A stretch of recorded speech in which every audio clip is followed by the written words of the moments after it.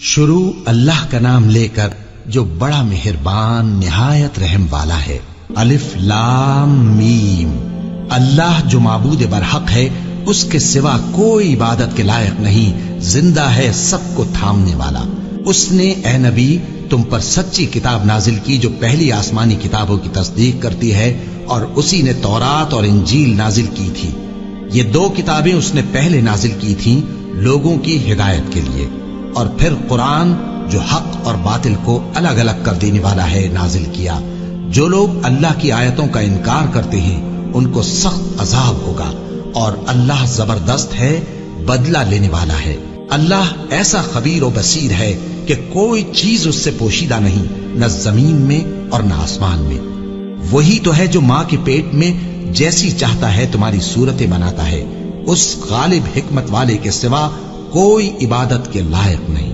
اے پیغمبر، وہی تو ہے جس نے تم پر یہ کتاب نازل کی جس کی بعض آیتیں محکم ہیں اور وہی اصل کتاب ہے، اور بعض دوسری متشابہ ہیں۔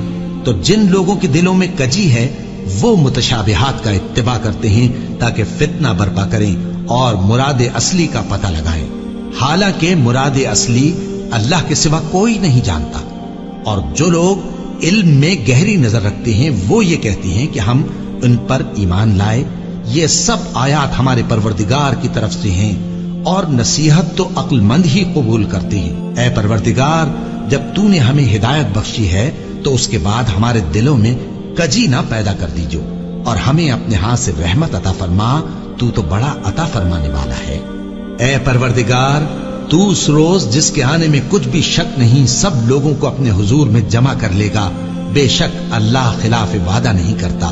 جو لوگ کافر ہوئے اس دن نہ تو ان کا مال ہی اللہ کے عذاب سے ان کو بچا سکے گا، اور نہ ان کی اولاد ہی کچھ کام آئے گی، اور یہ لوگ آتش جہنم کا ایندھن ہوں گے۔ ان کا حال بھی فرعونیوں اور ان سے پہلے لوگوں کا سا ہوگا جنہوں نے ہماری آیتوں کی تکذیب کی تھی، تو اللہ نے ان کو ان کے گناہوں کے سبب عذاب میں پکڑ لیا تھا، اور اللہ سخت عذاب کرنے والا ہے۔ اے پیغمبر، کافروں سے کہہ دو کہ تم دنیا میں بھی عنقریب مغلوب ہو جاؤ گے، اور آخرت میں جہنم کی طرف اکٹھا کیے جاؤ گے، اور وہ بری جگہ ہے۔ تمہارے لیے دو گروہوں میں جو جنگ بدر کے دن آپس میں بھڑ گئے قدرت الہی کی عظیم الشان نشانی تھی۔ ایک گروہ مسلمانوں کا تھا، وہ اللہ کی راہ میں لڑ رہا تھا، اور دوسرا گروہ کافروں کا تھا، وہ ان کو اپنی آنکھوں سے اپنے سے دگنا مشاہدہ کر رہا تھا۔ اور اللہ اپنی نصرت سے جس کو چاہتا ہے مدد دیتا ہے۔ جو اہل بصارت ہیں ان کے لیے اس واقعے میں بڑی عبرت ہے۔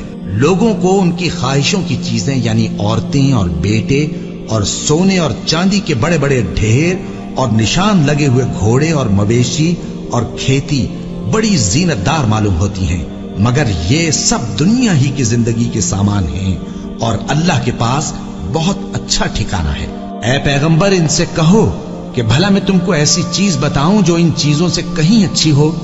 سنو، جو لوگ پرہیزگار ہیں ان کے لیے اللہ کے ہاں باغات بہشت ہیں جن کے نیچے نہریں بہ رہی ہیں، ان میں وہ ہمیشہ رہیں گے، اور پاکیزہ بیویاں ہیں، اور سب سے بڑھ کر اللہ کی خوشنودی۔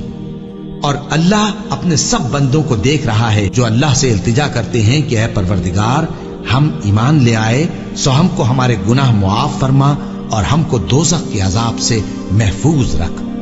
یہ وہ لوگ ہیں جو مشکلات میں صبر کرتے اور سچ بولتے اور عبادت میں لگے رہتے اور نیکی میں خرچ کرتے اور اوقات سحر میں گناہوں کی معافی مانگا کرتے ہیں۔ اللہ تو اس بات کی گواہی دیتا ہے کہ اس کے سوا کوئی معبود نہیں، اس حال میں کہ وہ انصاف کا حاکم ہے، اور فرشتے اور علم والے بھی گواہی دیتے ہیں کہ اس غالب حکمت والے کے سوا کوئی لائق عبادت نہیں۔